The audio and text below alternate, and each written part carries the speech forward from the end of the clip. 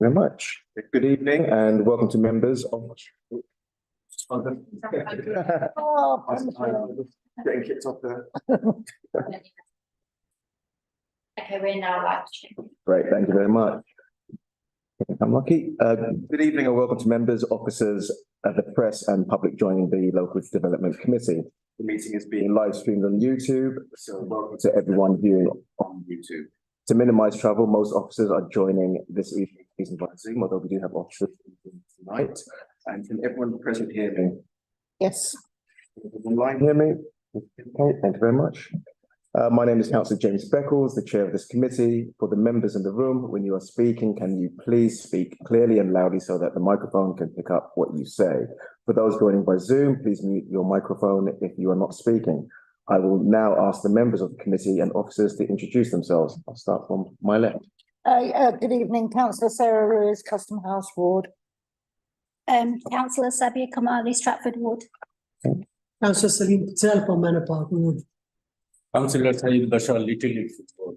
Councillor Mujibura Mangreen Status. Thank you very much. To my right. I'm Hannah Richardson, Development Manager. Oh. Hocking Principal Planner. Calm Shipman Planner. Samir Ben Barrett, Principal Planner. And online.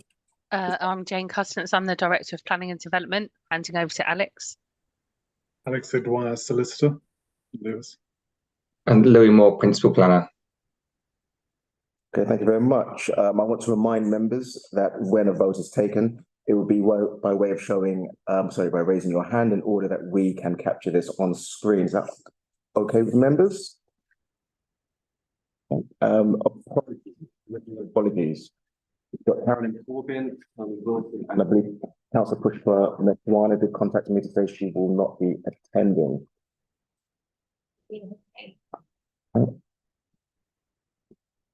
Any other apologies? Okay. Thank you very much.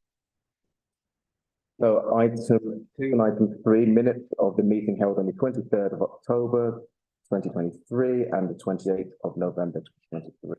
Can we please review those?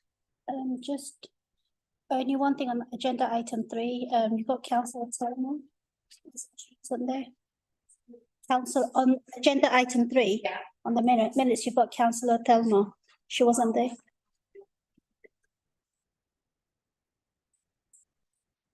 Okay. If the minutes are acceptable to members, can you approve those? Agreed. Thank you very much. Minutes are agreed. Declarations of interest. Are there any declarations of interest that members would like to? On item 12, the Hartley Hotel backs onto my back garden. Oh.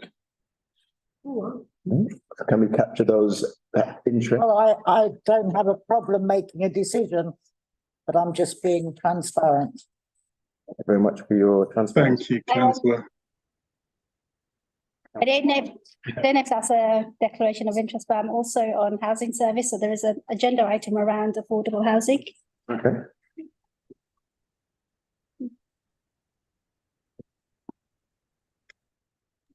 That thanks, Councillor. That shouldn't preclude you from voting.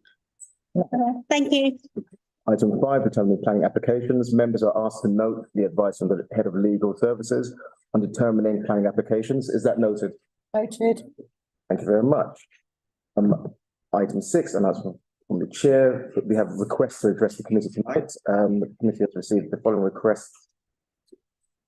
Speakers, please identify when I call out your name. Charlotte Freeman. Yes, sir. Thank you very much. Luke Baisley. Yes. Milan Babish. Anyone? I believe they were going to join online when I spoke to them earlier. So maybe they'll join towards that agenda item. Okay, thank you very much. Item 12, Matthew Johnson. Yes, yeah. Thank you. And item 13, we've got Errol Comrie and Linus Grant. And they may join us online later. Okay, the usual practice is to allow up to 5 minutes in total for both supporters and objectors. Is that agreed? Agreed. Okay, can we agree the remainder of the order of the business as outlined in the agenda? And the officer update. Would members please note the officer update report that's been circulated? Thank you. Can I call the Development Manager, Hannah Richardson, to address the committee on the first 3 items, please? Yeah, thank you. So I just want to bring to your attention the first 3 items that officers will be presenting this evening. The 3 items which were presented at November committee with recommendations for refusal by officers, for which members, upon considering the applications, determined that certain benefits outweighed the in-principle reasons for refusal. So the committee decided to that all of the items were therefore all deferred for officers to bring back to committee this evening for approval with recommended conditions of consideration. So essentially the items are being presented to you to complete the conditions for approval.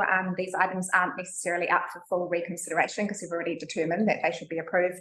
The presentations will be a little bit of an altered, like consolidated, simplified format rather than the fully detailed presentations that we gave to the committee back in November. So you're welcome to ask questions at the end of the presentation, but like directing questions and also just refer to the officer's reports, like detailed why each conditions recommended to be imposed. Members agree too much or note what was said? Yep, noted. Thank you all very much. Can we now move to item 7, which is Unit 9, Standard Industrial Estate? And please start presenting.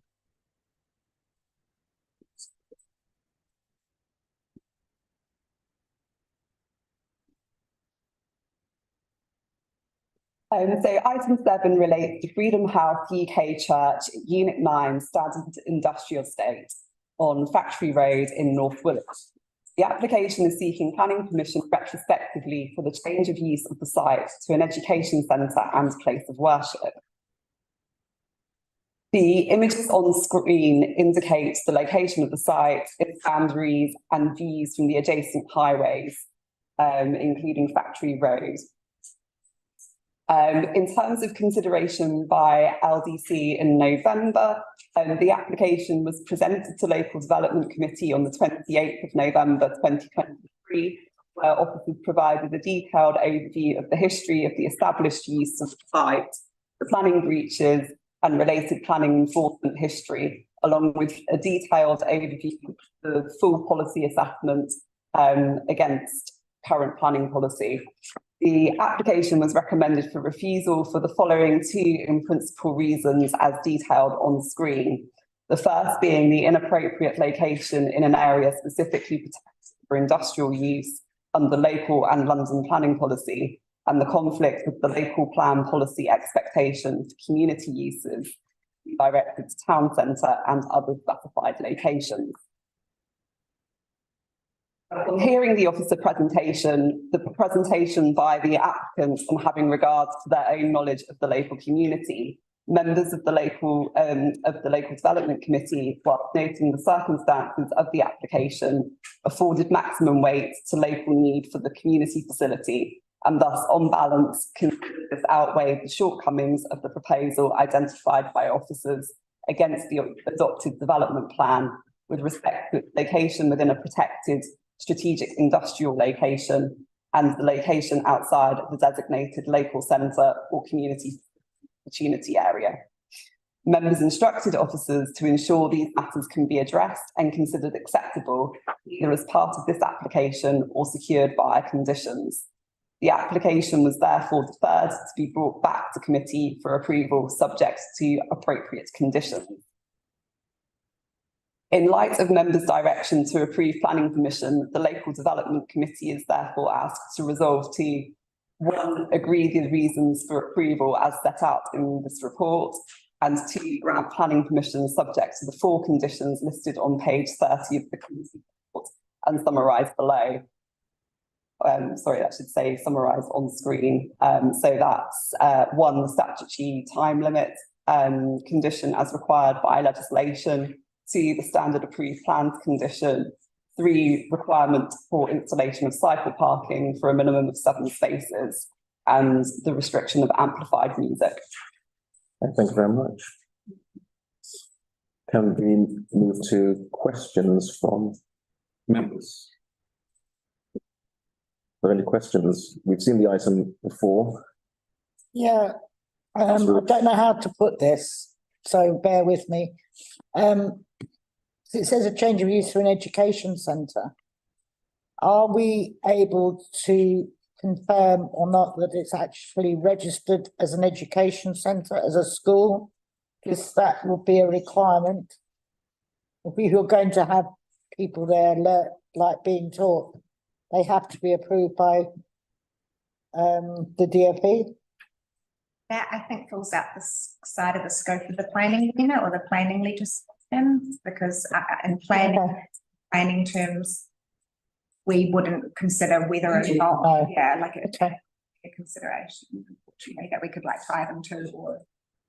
So it's something that we need to take outside of the planning bit to ensure that they comply with DfE regulations. If the nature of the education use does need to. Okay. Thank you. Criteria is around that. It's not a question, it's just a comment, it's not a question. Okay. I was there when last time this application was discussed here. I was very pleased to see that this is now been resolved. And, this is a very good community, which I have heard last time. So thank you to the officers working hard with the applicant. So this is very welcoming for the community use. Thank you very much for that. Thank you. And I hope officers have noted your thanks. Councillor. Sorry, just for clarity, do you know it says there's a time limit of 3 years? I wanted to understand, what does that really mean? So, that's a standard legislative requirement for all planning applications, that they have to be implemented within 3 years of the date of the decision. It's that but this is a retrospective application. So, they've already implemented, but it's something that we generally still apply to retrospective applications, because it's just a standard legislative requirement. Okay, thank you. Okay, were there any further comments or questions on this application? No. Okay, can I ask that we go to vote, please?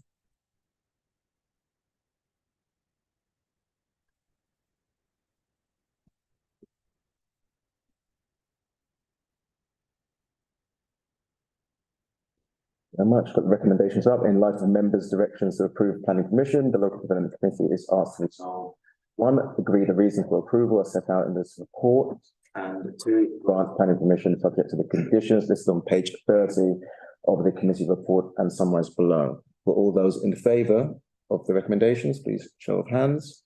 That is approved unanimously. Thank you all very much.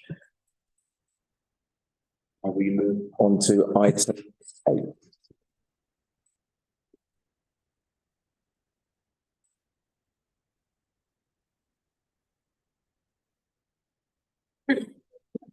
Okay, item 8 is 434 Barking Road, East Ham. Please. Sorry, bear with me a second, just presentation. Okay, I've already see that, yeah. So item 8 relates to the site at 434 Barking Road in East Ham, which is owned and operated by the Alaman Education Trust, who are seeking to expand their existing community centre and educational use at ground level into the upper floors of the property, necessitating a change of use of the upper floors from residential use. The proposal also includes the proposed first floor rear extension, side dormers, and various alterations of the front facade, together with the provision for cycle parking at the front of the premises. The existing and proposed plans are detailed at pages 134 to 137 of the agenda report pack. The images on screen indicate the location of the site and views from Barking Road and above. The application was presented to the Local Development Committee on the 28th of November 2023, where officers provided a detailed overview of the full planning assessment and key material planning considerations.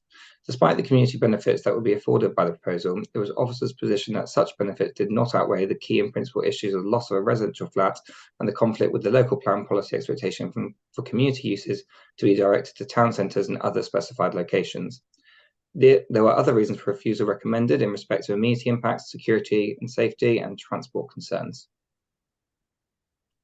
Upon hearing the officer presentation, the presentation by the applicant, and having regard to their own knowledge of the community, members of the Local Development Committee, whilst noting the circumstances of the application, afforded maximum weight to the local need for the community facility, and thus, on balance, considered this outweighed the shortcomings of the proposal identified by officers against the adopted development plan with respect to its location outside of a designated town centre, local centre, or community facilities opportunity area, and the resultant loss of a residential unit. Members decided to defer the application to re-present for approval, with deferral allowing officers to engage with the applicant on the provision of some additional information to ensure all matters have been addressed and considered acceptable either as part of this application or secured via conditions. The application was therefore deferred to be brought back to committee for approval subject to the appropriate conditions. In light of members' direction to approve planning permission, the Local Development Committee is asked to resolve to agree the reasons for approval as set out in this report and grant planning permission subject to the conditions listed at pages 98 to 102 of the committee report and summarised on the following slide. And here's a list of them here. The recommended conditions shown on screen and pages 98 to 102 are considered by officers necessary, proportionate and appropriate for the nature and scale of the proposal, also in consideration of its more sensitive location. Full details of justification of these conditions are detailed within the report you will have read. Thank you. Thank you very much, Louis. Charlotte, would you like to present? 5 minutes, starting now. I'm Charlotte Freeman from FAP Architects, with the agent for the application. This scheme seeks change of use with extensions and alterations to allow expansion of an existing community centre and educational facility. This expansion meets a demonstrated local need and benefits the wider community. As highlighted in the previous committee meeting, East Ham has the fewest community facilities in the borough, despite being one of the most populated areas, and there are barriers to obtaining space, including affordability and availability. The committee report does state that the location is outside of a designated centre. However, paragraph 86 of the NPPF notes that where suitable and viable town centres are not available for main centre town uses, facilities can be allocated to appropriate edge of centre sites. This is defined within Newham's own local plan glossary as a location within 300 metres of the town centre boundary. In fact, the 300-metre distance from East Ham town centre dissects our site in half, and therefore the site does in fact fall within the 300 metres from the town centre and should be considered an appropriate edge of centre site, which is well connected to the centre with a very good PTAL rating of 4. Note that the LPA granted the change of use permission for this now established facility in 2015 under the previous core strategy, where the community facility policies were the same regarding location. At this time, the LPA departed from policy, accepting there was a need in this location. The use was local in scale and character. The location is accessible to all, with a good range of public transport. The pre-application advice report from 2021 also confirmed that the localised need for the new proposal had been successfully demonstrated, with waiting list catchment maps and surrounding property prices, along with evidence of no available or affordable in-centre sites. In addition, the NPPF confirms that the LPA may give weight to relevant policies in emerging plans. Newham's local plan refresh confirms a review of the town centre first approach, whereby the LPA could provide more flexibility on location. In fact, the proposed scheme is compliant with the new criteria. User footfall and catchment area would be similar to existing, and there would be no unacceptable impact to transport and highways, as the majority of people walk to the facility. 2 minutes. The scheme is neighbourly as required, with proposed improvements to the street theme and acoustic lining to party walls. The limited expansion of this facility will deliver services to the same catchment area, but provide space for different activities, such as counselling and extracurricular tuition to run at the same time. To summarise, this small-scale expansion provides much-needed facilities in this part of the borough. The scheme aligns with the needs of the local community, is accessible by sustainable methods of transport, and delivers services in a safe, inclusive environment. It meets local policy as an edge of centre location and is heavily supported by the emerging policy. We hope that after a lengthy planning process, we can now move forward with an approval as recommended to allow the applicant to deliver important educational and community services to Newham's residents. Thank you very much, and that was within time. Members, do we have any questions for either officers or the applicant's team? Sorry, I mean, I just think I'm really pleased that we've been able to recommend this because I think it's really important. So thank you for taking it back. Oh, thank you, the man on the there. But can that be noted, please? The committee wants to thank officers for working with the trust and with members as well to get this over the line and compliant. So with that noted, can we move to recommendations? In light of members' directions to approve planning permission, that the local development committee are asked to resolve to 1, agree the reasons for approval as set out in this report, and 2, grant planning permission subject to the conditions listed at pages 98 to 102 of the committee report and summarised in following slides. All those who approve, please show of hands. That's unanimous. Thank you very much. That is approved.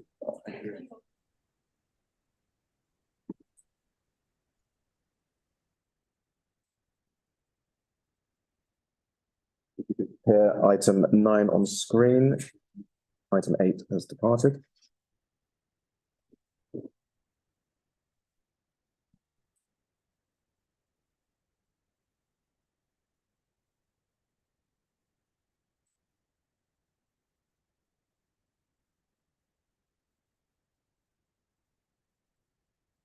Okay, thank you very much. You've got item 9, which is 408 Barking Road, plus another application that we've heard before, and is now back. So, Callum, once you're set up and ready, take it away. That was right. Yeah. Let's do it. Yeah, that's fine. Yeah, okay. So you've got my scripts as well. Item 9 relates to 408 Barking Road, Plaistow. The property comprises an end of terrace building located on the corner of Barking Road and Aideen Road. The ground floor of the property has a cafe operated by the East 13 Christian Trust. The upper floor comprises a completed and vacant flat. The application seeks planning permission for extensions and alterations to facilitate the expansion of the community uses to the first floor and a newly created second floor. The existing and proposed plans are detailed at pages 172 to 184 of the agenda report pack. The images on the screen depict the location of the site within the borough and its context within the Abbey Arms local centre. The application was presented to the Local Development Committee on 28th of November 2023, where officers provided a detailed overview of the full planning assessment and key material planning considerations. Despite the community benefits that would be afforded to the proposal, it was officers' position that such benefits did not outweigh the key and principal issue of the loss of a residential flat. And this constituted the first and key reason for refusal. There are other reasons for refusal recommended in respect of the community impact on neighbouring properties and transportation concerns. Upon hearing the officer presentation, the presentation by the applicant, and having regard to their own knowledge of the community, members of the Local Development Committee, whilst noting the circumstances of the application, afforded maximum weight to the local need for the community facility, and thus, on balance, considered this outweighed the shortcomings of the proposal identified by officers against the adopted development plan with respect to loss of residential floor space. Members decided to defer the application to re-present for approval, with the deferral allowing officers to engage with the applicant, if necessary, on the provision of some additional information to ensure all matters have been addressed and considered acceptable either as a part of this application or secured by conditions. The application was therefore deferred to be brought back to committee for approval subject to appropriate conditions. In light of members' direction to approve planning permission, the Local Development Committee is asked to resolve to 1, agree the reasons for approval as set out in the report, and 2, grant planning permission subject to the conditions listed at pages 141 to 144 of the committee report and summarised on this following slide. Thank you. Okay, thank you very much, Callum. Luke, you're up. You have 5 minutes. Yes, not very much to say. Good evening. I'd like to thank the committee and the planning team for the progress on our application. This month we've had a warm space time after our Wednesday cafe hours. In half term we ran a capacity family craft afternoon, and we've opened up on Friday for our occasional open mic nights, as well as the routine things. We hope we can work well with the planners as we move towards fulfilling conditions and starting the refurbishment. And we look forward to the improved capacity and facilities that will result for the benefit of our community. Thank you. Thank you very much. Members, any questions? No, I think overall, thank you for all three of them, because I'm sure it was difficult, but the fact that that was the best decision for the community. So thank you so much. Yeah. That's echoed by all it appears. Great work all round. Yeah. No, it wasn't easy, but. Further questions? No. Thank you. No. Now to recommendation. In light of members' direction, we asked the local development committee to resolve to agree the reasons for refusal as set out in this report and grant planning permission subject to the conditions listed at pages 141 to 144 of the committee report. All members who approve, please show of hands. That's unanimous. Thank you all very much. You now have planning permission. Thank you.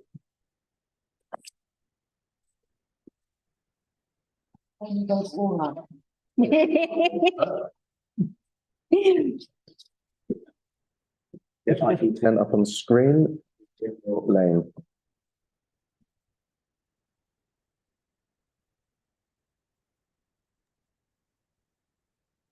Okay, can everyone see that? Can you hear me? Yeah. Cool. So good evening, members. I'll be presenting item 10 tonight, which relates to the site known as 2A and 2B Windmill Lane, Stratford. Okay. Oh, 1 second, freezing now. The application seeks planning permission for construction of 28 new residential units comprising 7 one-bedroom flats, 14 two-bedroom flats, and 7 three-bedroom flats, together with 2 car parking spaces, cycle provision, refuse and recycling provision, a relocated vehicle access to the service road, and landscaping associated works. The site is a corner plot on the southwest corner of Leighton Road and Windmill Lane. The site is surrounded by predominantly residential uses. However, the locally listed Railway Tavern public house is directly to the south of the site, and playing courts directly to the north, which can be seen here, the public house, and the playing courts up here to the north. The site benefits from planning permission for the demolition of existing outbuilding on site and the erection of a 5-storey building incorporating 23 new residential units. That development proposal was initially considered by and resolved for approval by the Local Development Committee on the 18th of December 2017, then taken back to the Local Development Committee on the 16th of April 2018 and the 23rd of July 2018 to effectively seek further approvals to vary the resolution to allow additional time to facilitate the completion of the required legal agreement. Since permission was formally granted on the 10th of December 2019, applications have been submitted to and determined for approval of details in relation to various conditions of that permission. A non-material amendment application has also been approved in respect of amending the trigger point for an original prior to commencement condition. Following approval of the non-material amendment application, the applicant sought further approval to amend the original scheme granted permission. This variation of condition application was considered by and resolved for approval by the Local Development Committee on the 21st of September 2020, subject to a legal agreement. The legal agreement required to make this application policy compliant is yet to be completed, and hence it remains pending decision at the time of this committee. This application is a resubmission of a previously withdrawn scheme, essentially proposing an additional storey and altered unit mix compared to the approved 5-storey development approved by the Local Development Committee previously. This slide shows the previously approved and proposed southern elevations, highlighting the external changes proposed from the existing permission on site, which predominantly are the addition of 1-storey and changes to fenestration and balconies. You can see here the proposed on the right and the previously approved on the left. This slide shows some key visual imagery of the proposal and how it is envisaged to look along Leighton Road and Windmill Lane. Again, here on the Leighton Road side, and then Windmill Lane along this side here, which is this elevation. The images on screen show the existing site as viewed from Leighton Road on the left with the Railway Tavern clearly visible, and the site as viewed from Windmill Lane with the New Gardens Quarter development visible in the backdrop. The photo on screen shows the site and surrounding backdrop viewed from the south with the Railway Tavern and New Gardens Quarter development visible. This is taken from Angel Lane looking north. As highlighted, the site is in close proximity to the existing New Gardens Quarter development to the west of the site and the consented Railway Tavern development direct to the south of the site. These can be seen on screen here, which is just to the south, and New Gardens Quarter here. This slide highlights the site outlined in red in the backdrop of the consented scheme at the Railway Tavern, where the emerging heights and densities can be seen. This slide shows the existing site and consented scheme at the Railway Tavern on the left, and the proposed scheme and Railway Tavern if constructed on the right, with the new gardens quarter in the foreground.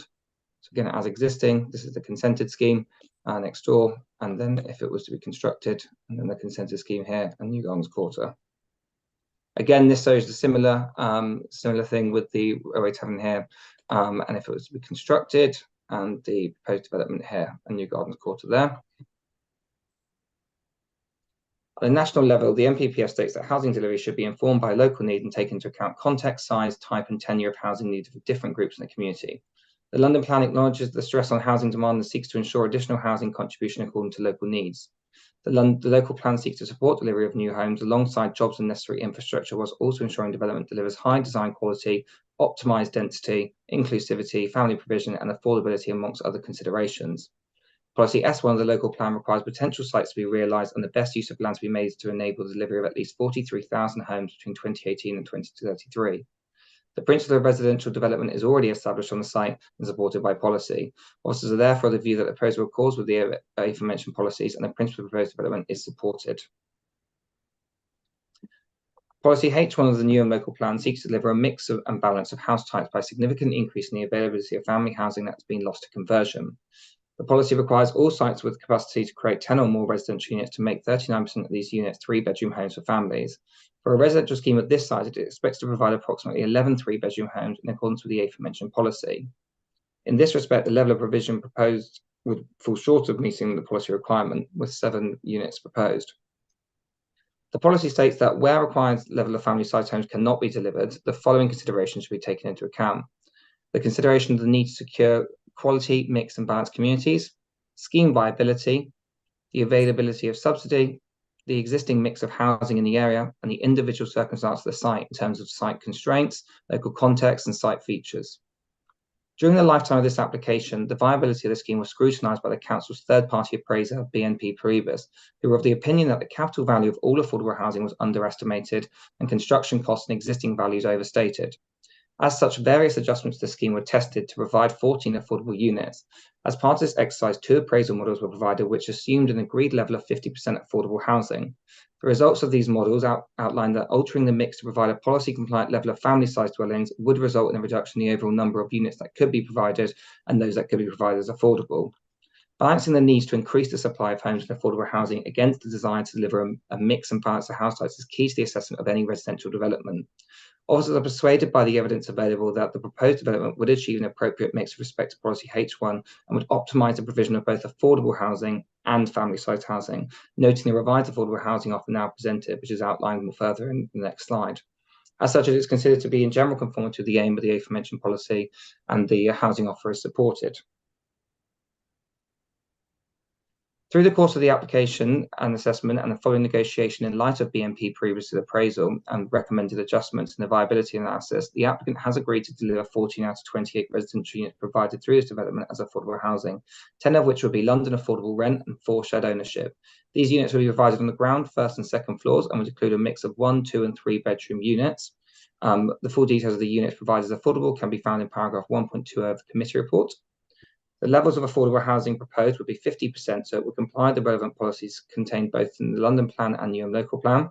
The 10-year mix is 71% London affordable rent, 29% intermediate, which is supported accounting for the greater benefit that the high proportion of London affordable rent units would bring to the borough's residents compared to shared ownership. The offer is 15.3% more than the previously approved scheme, equating to an additional 6 affordable units across the site. This uplift in provision was afforded significant weight in determining acceptability of the scheme as a material public benefit. To ensure the agreed level of affordable housing is provided upon completion of this development, it is reasonable and necessary to secure this affordable housing by way of a legal agreement under Section 106 of the Town and Country Planning Act. Subject to a legal agreement being completed in accordance with the recommended heads of terms, the proposed development would be acceptable in terms of affordable housing and compliant with the London Plan and New and Local Plan. The NPPF through Chapter 12 recognises that good design is a key aspect of sustainable development in helping to create better places in which to live and work. The nationally described space standards specify minimum internal space standards required for all new dwellings. The minimum space standards that have been agreed for all new dwellings serve to address the fundamental amenity issues associated with poor quality homes with the aim of improving housing quality. The London Plan further emphasises the importance of high quality design development and provides further technical standards over and above the nationally described standards with regards to ceiling heights and bedroom widths. All of the proposed residential units would meet and exceed the expected gross internal floor and height standards required by national and regional policy. The proposed development, by virtue of its thoughtful built form, would provide all flats dual aspect. The future residents of these units would therefore benefit from sufficient access to daylight, sunlight, outlook, and natural ventilation. All living areas of the units would be arranged to the front of the street facades, providing activity and surveillance, with private areas arranged to the rear of the proposal. The communal entrances to the upper floor flats are legible and generous. Defensible space together with soft landscaping will be provided at the front of all ground floor units to protect the privacy and amenity of future occupiers. To ensure a satisfactory quality of accommodation is achieved upon completion of this development, a condition is recommended to require further information on the hard and soft landscaping works to be submitted to and approved in writing by the local planning authority prior to it being first occupied. The proposal is for the erection of, in terms of urban design, the proposal is for the erection of a 6-storey building on land already given permission for a building of 5 storeys. With the additional story, it would fall to be considered a tall building as defined in policy SP4 of the local plan, and therefore subject to the expectations set out within this policy. Policy SP4 highlights that tall buildings should only be considered where there is good public transport above PTR4 and the opportunity to create generous public realm. The size of the site is modest and constrained to a degree that limits potential to increase density without a tall building. The site is P-6B, representing excellent access to sustainable modes of transport. The surrounding context, together with good public transport, mean officers are content that the erection of a tall building is a sensible option. However, any development must still be of a sensitive scale and in keeping with the prevailing building heights. The built form of the proposed development would remain largely the same as that of the consented scheme, but it would have an additional story, making it a tall building for the purpose of SB4 as detailed in the previous slide. The site surroundings are characterised by buildings of various heights, some of which are also considered tall buildings. These include, as I mentioned previously, the Railway Tavern development to the south of Wimwell Lane and the completed residential development known as New Garden Quarter to the west of Leighton Road. The building height in this location is not consistent, although it does tend to increase sharply towards the railway, as does the density of development. This slide shows the prevailing heights within the immediate vicinity, highlighting the varied heights within close proximity and evidence of significant development at or above 6 stories in close proximity, particularly the Railway Tavern Hotel development and the New Gardens Quarter development to the right of the image. That's here, New Gardens Quarter and the Railway Tavern. There's some 7 stories here at the rear of these properties too. The proposal would be 25.7 metres in height, approximately 3 metres higher than the approved scheme. Despite having 6 stories, it would be of the same height as the central block of the approved development at the Railway Tavern. New Gardens Quarter to the west of the application site comprises 6 to 7 stories at its highest point at 29.6 metres. To this regard, the proposed 6-storey building would appear largely in keeping with the building height and stepped roofscape along Leighton Road. However, the development, by reason of its additional bulk and massing and its proximity to the pavement, would give rise to a greater impact upon the immediate view from the surrounding streets and setting of the Railway Tavern, which is a locally listed building. The site is a corner plot bounded on one side of the Leighton Road and on the other side by Wimwell Lane.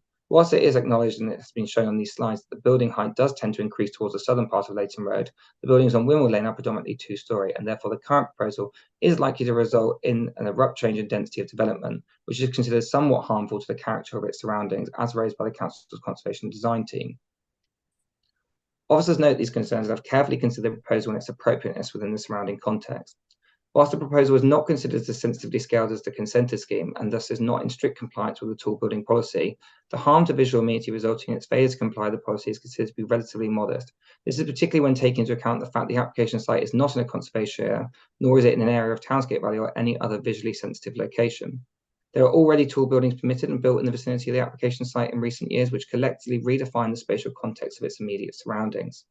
A 6-storey building would therefore not look uncompromisingly dominating against the backdrop of all the other tall buildings adjacent to Leighton Road and the railway to the southern aspect, which officers believe the images on screen clearly demonstrate. Here again showing this relationship with these buildings and the relationship with this building. In conclusion, whilst the proposal would not harmonise with the adjoining buildings on Wimwell Lane as satisfactorily as the previous consented scheme, the resulting harm is deemed relatively modest when taking into account the evolving spatial context of the site, where tall buildings are readily visible from Leighton Road. Moving on to the design, the inclusion of individual front doors to the ground floor units creates an active frontage and footfall on the street. Passive surveillance from habitable rooms has positive benefits in terms of fostering a sense of neighbourliness, encouraging street life and activity, and improving community safety. There are also further benefits for residents in terms of convenience and enhanced sense of address. The architectural language is promising, employing the use of high-quality brick in keeping with the existing character of the area. A variegated buff brickwork is proposed with darker contrasting brickwork for the dwarf wall and first story to act as a plinth to the building. The large fenestration pattern allows for improved sunlight and daylight to all flats and helps to scale the building. The proposed layout, design, and appearance would all remain largely the same as approved and satisfactory. The potential increase in harm to the character and appearance of the site and surroundings, including setting of the nearby listed building, is considered to be sufficiently mitigated and outweighed by other material planning considerations, which in this case include the public benefit of a significant uplift in affordable housing compared to the previously approved scheme. On balance, after very careful consideration, I also consider that the proposal in relation to urban design and placemaking is therefore acceptable and supported. The proposal, by reason of its bulk and massing, would give rise to a materially greater impact upon the residential community of those living in the vicinity of the application site. However, taking into account its siting and fenestration, together with the conclusions of the daylight and sunlight report, the additional impacts arising from the development proposal was not anticipated to be unduly detrimental from a residential community perspective. LBN Environmental Health were consulted in the application and have no objection with regards to the impacts on neighbouring amenity, subject to conditions requiring submission and approval of a noise report, including any required noise mitigation measures to be installed prior to occupation of development. A condition requiring submission of a construction management plan prior to commencement of development, together with conditions ensuring no impact planning is permitted to take place without written approval, and restricting construction hours to 8 till 6 Monday to Friday and 8 till 1 on Saturdays, with no works on Sundays or bank holidays, are recommended to ensure the construction phase does not result in any unacceptable levels of noise and disturbance to neighbouring occupiers. In terms of sustainable transport, the MPPF recognises sustainable transport has an important role to play in facilitating sustainable transport, but also contributing to wider health objectives. Policy T6 of the London Plan outlines that car-free development should be the starting point for all development proposals in places that are or are planned to be well connected by public transport. Policy INF2 of the local plan seeks to maintain careful management of the supply of routes, capacity of parking for motor traffic in order to minimise congestion and dominance of motor vehicular traffic. The applicant proposes a car-free development except for 2 blue badge bays for disabled persons. LBN Transportation team have assessed the application in transport terms and comment, and that given the location, PTAL and local considerations, the provision is considered acceptable. To ensure the proposal is generally car-free, it is considered reasonable proportion to remove the eligibility of all future residents other than those with disability to obtain residential parking permits from the council by way of Section 106 agreement. Reasonable access to motor vehicles will continue to be provided as and when necessary through the provision of a 3-year free car club membership to all residents, which will be secured by way of Section 106 agreement. Provision and type of cycle parking proposed is considered sufficient and appropriate for the uplift in residential units compared to the approved 5-storey scheme. Full details will be secured via condition, recommended to be secured via condition to ensure adequate provision for all potential users. Highways improvement works are proposed to reinstate the footpath from the existing drop curbs along Wimwell Lane. The proposed works are supported and would improve the accessibility of this footway for pedestrians. To implement the highway works, the applicant would need to enter into a Section 278 agreement with the council as the Highways Authority, which will be secured via the Section 106 legal agreement. The proposal is therefore supported in relation to sustainable transport, subject to the aforementioned recommended conditions and legal agreement obligations. With respect to all other matters, the proposed amendment is considered acceptable, subject to the conditions and obligations recommended, as detailed on pages 145 to 149 of the committee report. The Local Development Committee is therefore asked to resolve to agree the reasons for approval as set out in the committee report and delegate authority to the Director of Planning and Development to grant planning permission subject to the completion of a legal agreement under Section 106 of the Town and Country Planning Act 1990 as amended, based on the heads of terms identified at Appendix 9 of the committee report and conditions listed in Appendix 8 of the committee report. Thank you for your time, and I'll be happy to answer any questions you may have. Great, thank you, Louis. I can see that Milan has joined us. If you've got any comments, 5 minutes. Wish to make any? No, I think that was very well presented, succinct and to the point. All I'd say is we've spent 2 years getting to this stage, and I think we must have crossed every possible T and dotted every possible I. So hopefully the committee can see to support the scheme. Okay, thank you very much. Committee members, do you have any questions? I have the one. So local housing plans and everything else is supposed to reflect the needs of the local area. I do want to know why, if there is any reason why we don't see more family-sized housing. There's not much on 3 beds, and there's no 4 beds. Is there any particular reason why? We followed policy.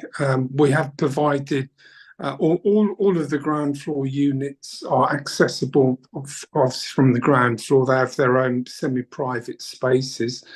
And I think there is one unit in the corner that is a duplex, and that's at ground and first. So we've put in a number of three bedders, but we followed the recommendations for the unit mix. Sorry, just to add to that, as highlighted in the presentation, it doesn't meet the 39% provision that is under policy H1 of the local plan. We did review this in detail about how we could try and achieve that throughout the lifetime of the application, but because the site is constrained in terms of its overall footprint, it's quite limited in how much you can construct within that building envelope. And when we looked at kind of affordable housing side of things as well, the provision of more 3 beds would have reduced the overall number of units, and we would have ended up with maybe not even having any affordable housing provision. Essentially, it's detailed within the affordable housing provision of that report, but the balance became that by providing a 7 rather than the policy compliant 11, but being able to provide 50% overall affordable housing, that was a better outcome as from the development than potentially having enough family sized units, but we might not have had any of those as affordable. Councillor, are you satisfied with that, or do you have a supplementary? No supplementary on that one, no. Okay, any other members? Councillors? Yeah, thank you. I note that there are 3 accessible units, but we've only allowed 2 blue badge parking spaces. And I just wondered, if do they fight over that, an extra space, or, because that's the only parking. So there are 3 accessible units, but only 2 blue badge spaces.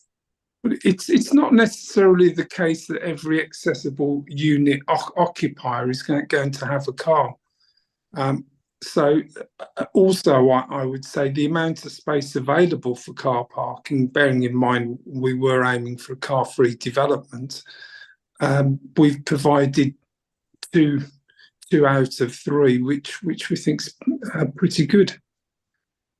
I'm sure it is pretty good. I'm just hoping that 3 people don't have a car, and also why there isn't any electric charging points for those 2 cars. I think there is. Well, not according to this, there isn't. I need to check that. Electric charging points. I need to double check that, but in terms of the, if we can have a look at that, and Milan, if you were happy with that, it can be amended in the condition to be submitted. Details of those. Absolutely fine. I wholeheartedly support those electrical charge points.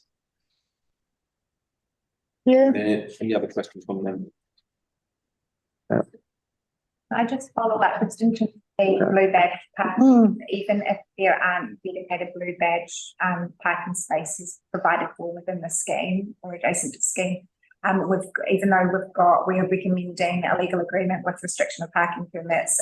Blue badge holders are always exempt from that. Yeah. So I'm just thinking about that, where that is. It's not easy to park, is there? The actual side road to the rear of the property, I would imagine there's plenty of space there for a blue badge parking, and I think on Windmill Lane there must be some blue badge parking spaces there too. I'm just thinking of next to or behind that building, there is a garages. That's not included within the application, and I wonder, would that be part of your parking parameters or not? Some garages right at the side, along with a. Well, those are private garages. Yeah.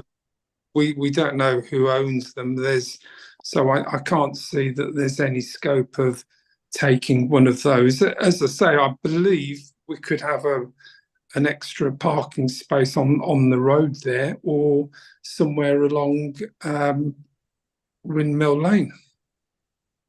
Subject to transport recommendations there. Yeah, I do also think that was the two spaces were agreed through the Highways Department. It was deemed that two for three accessible units was acceptable. Got a follow-up question about waste management, as we are looking at increasing the number of affordable houses, which is always welcome. In terms of waste management, the increase in apartments and flats will probably increase waste. And have you adjusted the waste management facility to accommodate this number? Yeah, we obviously have to speak to the refuse department. They've got a criteria, and we've satisfied that, and they're happy with what we've provided. Okay.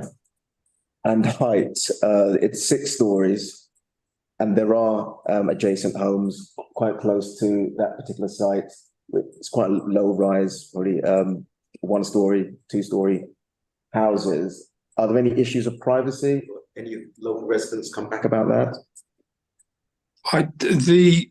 Not that I can remember. There's a 4-story block, which is the nearest building to our plot, and then at a diagonal further on Windmill Lane, there are 2-3-story units there, but that's more than 20 meters away, I'd imagine. It's quite some distance. I don't think anyone along Windmill Lane has made any complaints or representations. They haven't, I can confirm that.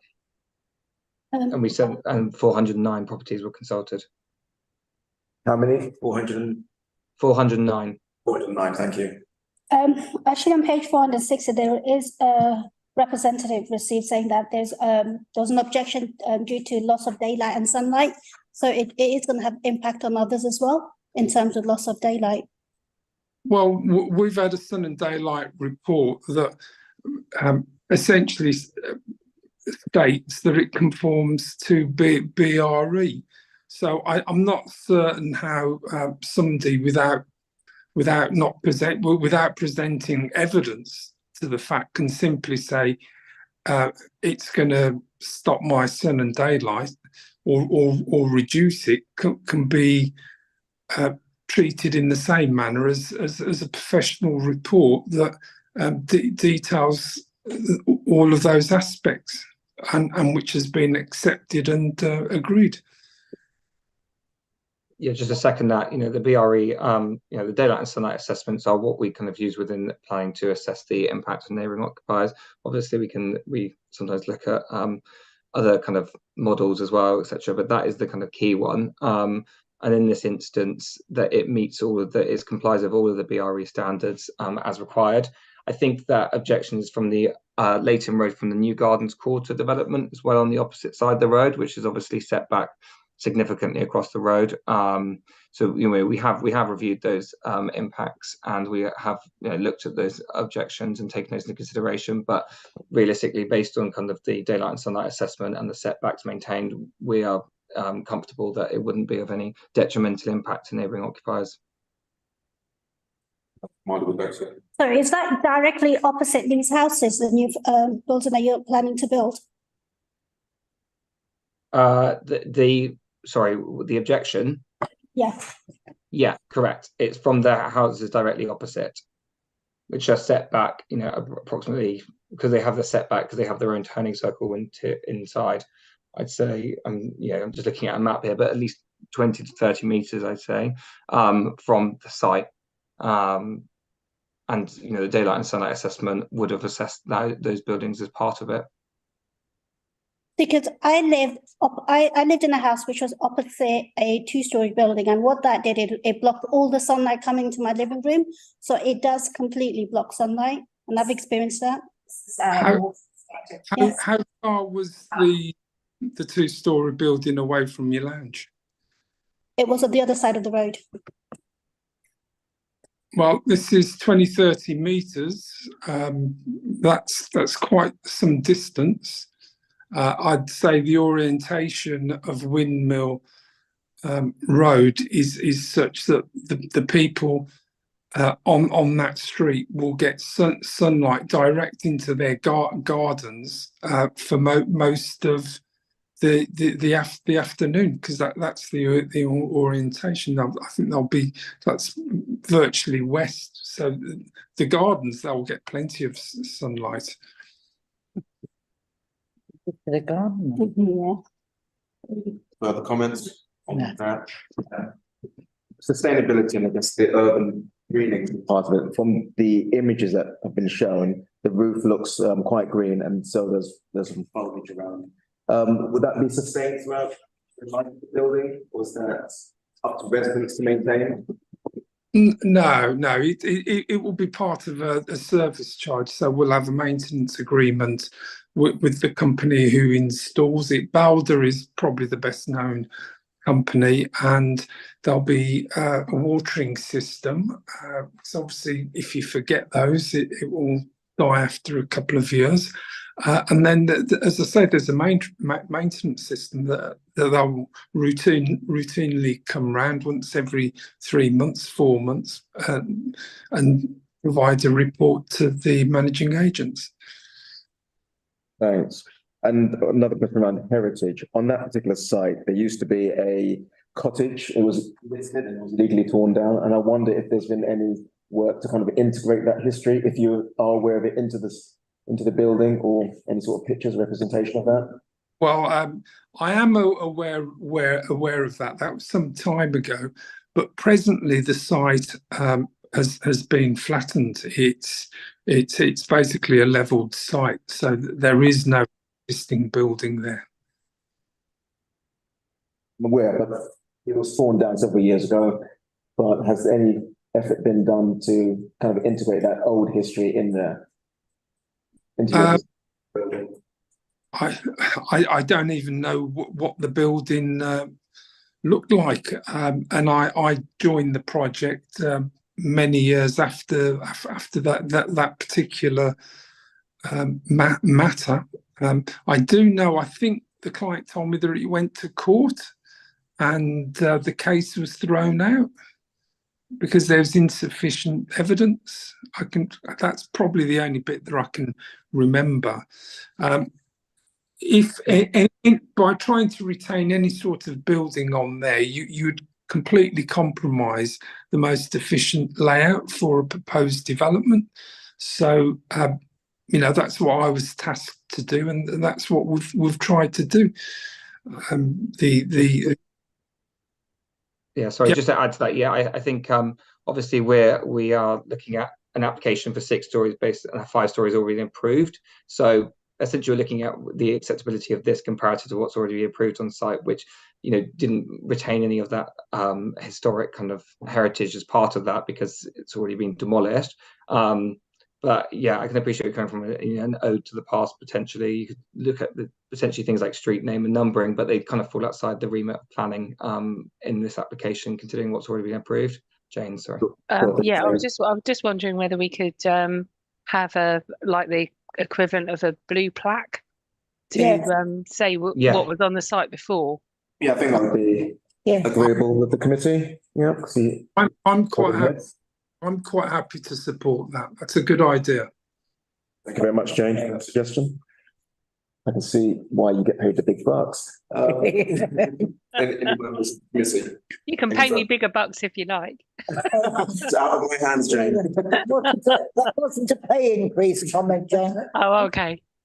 I'll suck it up. Because I was going to say that we weren't going to talk about, we didn't expect any of the building to remain, but it would be nice to have, and I'm sure that in the local library somewhere, or even Eastside Heritage, will have some pictures or whatever. And if there is a communal lobby, it would be nice to maybe have a picture. But actually, Jane's suggestion of a blue plaque is probably trumps that. So does that need to be minuted or conditioned?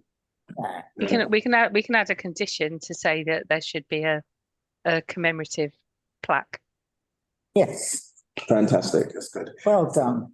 I can see no more questions, no indications, so let's move now to the recommendations. The Local Development Committee is asked to resolve, I won't read it all out, but 1 and 2. Three, oh, Yep. And with a show of hands, agree to the recommendations? Any one against? Any abstentions? 1. Okay, and that is approved. Thank you very much. Is that with the inclusion of the condition to do with The blue flag. and then the that we double check that the electric vehicle charging. My understanding is we can condition it to require passive not active. Right. Okay, thank you very much, everyone. Good night. no. Oh, My officers, move now to item 11, which is the garage 1 to 43.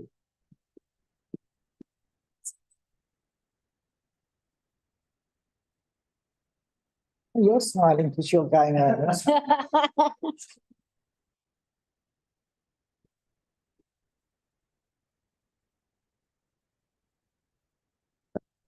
So Mayor, you can begin when you're ready.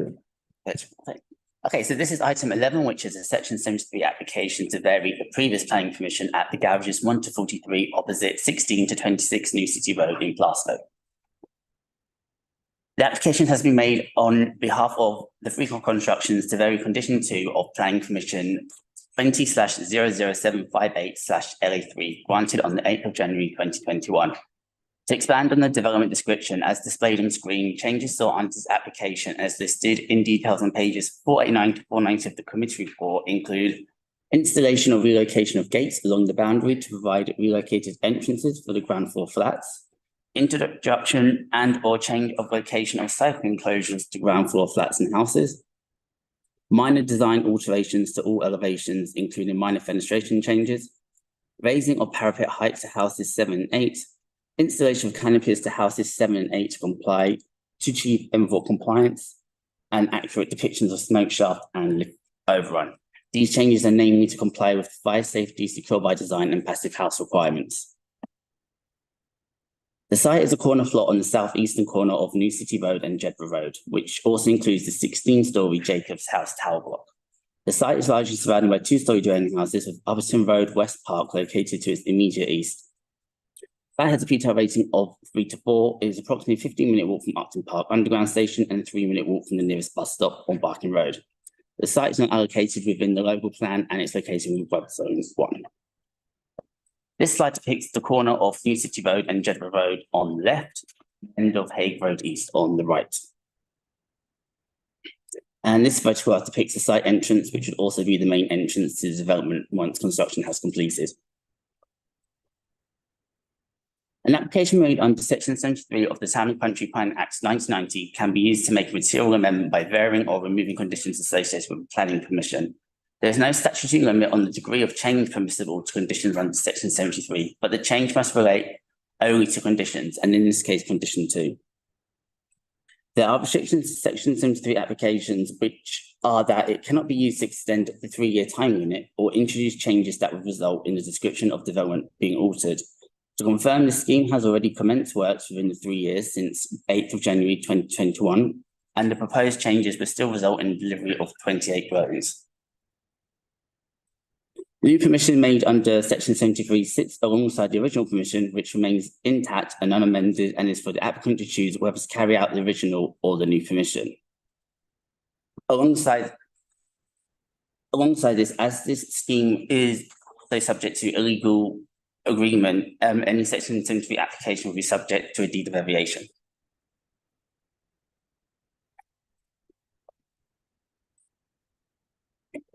What are the key considerations for the proposed amendment?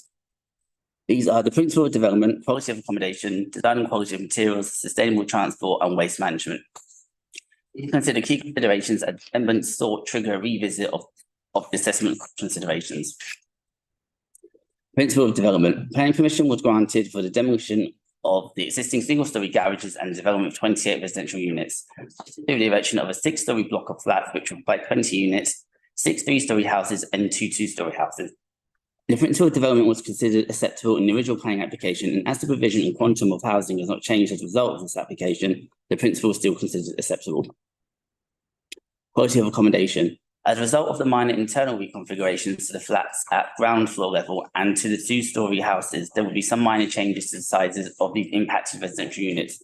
The change in GIA to the affected units as listed above will be minimal at either an increase or decrease of circa 1 square metre.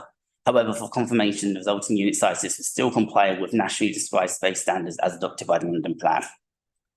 To confirm, the number of units, dwelling mix and affordable housing provided, which is 100% for this scheme, would not alter as a result of this application. Design. Changes proposed under this application will not significantly alter the appearance of the approved development, nor would it add substantial bulk to the development. The image depicts the approved elevation along Jedburgh Road and the right image the amended elevation. Notable changes to this elevation include the installation of a gate along the boundary wall to provide access to flat 2, accurate depiction of the smoke shaft and lift overrun, minor fenestration changes including door repositioning for the kitchen to comply with regulations and installation of canopies to the houses to comply with M4 standards. Moving on to the new city road elevation, notable changes include, again, a relocated gate to provide direct access to flat 1 and installation of a separate cycle store for flat 1 within their garden. Double leaf doors proposed to the bin store at ground floor level. Balcony doors changed to double leaf within the 6-storey block for building regulation compliance. Minor raising of the parapet height and window size is changed to 2-storey houses to comply with passive house requirements. And then within the inner courtyard view, notable changes include minor fenestration alterations again, double leaf doors to plant room, and again, installation of canopies. Cycle parking provisions are considered to improve as a result of proposed changes. The left image shows the plan of the communal cycle store of the original permission, which accommodates 36 cycles. In the amended scheme as shown on the right-hand image, the floor space of the store will be expanded and would accommodate 32 cycles. However, this does not result in a net loss of cycle parking spaces, as flat 1 and flat 2 would have access to 2 cycle parking spaces within their front terraces with immediate access from the street. The proposed changes are considered to encourage use of cycling more with convenient parking for the residents of flat 1 and 2, whilst expanding communal space will provide more ease and manoeuvrability for remaining residents. The amendments also sought in this application would not alter the provision of car parking from the approved development. To confirm, the approved development will be entirely car-free with no parking spaces provided or residents being eligible for on-street parking permits apart from blue badge holders. Waste management. The image on the left is the floor plan of the refuse store in the original permission, whilst the image on the right shows the amended and enlarged refuse store. The amendments sought in this application would enlarge the previously approved ground floor bin store access from New City Road elevation to accommodate bulky waste. The previously approved recycling store for the use of Jacob House residents will be removed from the scheme and replaced by a larger store to accommodate both refuse and recycling, which is considered a further improvement to the waste storage arrangements of this building. And here's just a key visual of the site plan. Notable changes when looking at it from site plan view are the enlarged cycle and refuse stores, provision of an independent enlarged refuse store for Jacob's House, as just mentioned, and the relocation and adjustment of the substation and pumping station. The above list provides other considerations in the assessment of this Section 73 application. However, the changes proposed under this application do not result in a reassessment of these considerations. These are neighbourhood amenities, sustainable development, biodiversity and sustainable drainage, Epping Forest Special Area of Conservation. And just to note, all prior planning conditions in Section 1 and 3 agreements in relation to the approved scheme will still be analysed and updated to account for the approval of details that have been approved. No planning obligations will be changed as a result of this application. And as such, the Local Development Committee is asked to resolve to 1, agree the reasons for approval as set out in the committee report, and delegate authorities Director of Planning and Development to grant planning permission subject to completion of a legal agreement under Section 1 and 6 of the Town and Country Planning Act, as identified at Appendix 9 of the committee report and the conditions listed in Appendix 8 of the committee report. Okay, thank you very much. Are there any questions from members? And what I can gather, it's not materially changed from when we approved this scheme, has it? Not. So it's still the same amount of flats, same mix. Yeah, the edges. Yeah. Any further questions? No, so let's move now to recommendations. Recommendations are up, so the local development committee is asked to resolve 1 and 2 as here. All those who approve, please show of hands. Yep, that is approved. Thank you very much. Thank you. Moving now to item 12, which is the Hartley Hotel.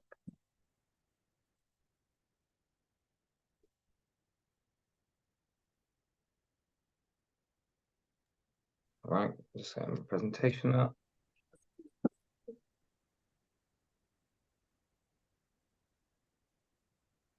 Okay, hopefully you can all see that, but let me know if you can't.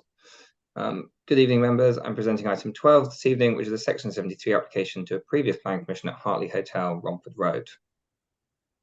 The application has been made to vary condition 2 of the planning permission, 20.00301 FUL, granted on the 20th of September 2022.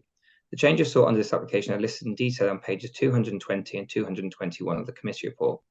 In summary, the alterations to the external design are changes to the size and number and positioning of the fenestration on several elevations, and alterations to the landscaping scheme within the internal courtyard area. These changes will be highlighted on the slides depicting the elevation changes later within this presentation. The proposed internal alterations to the approved scheme are also detailed on pages 220 and 221 and explained in further detail within the quality of visitor accommodation section of the report.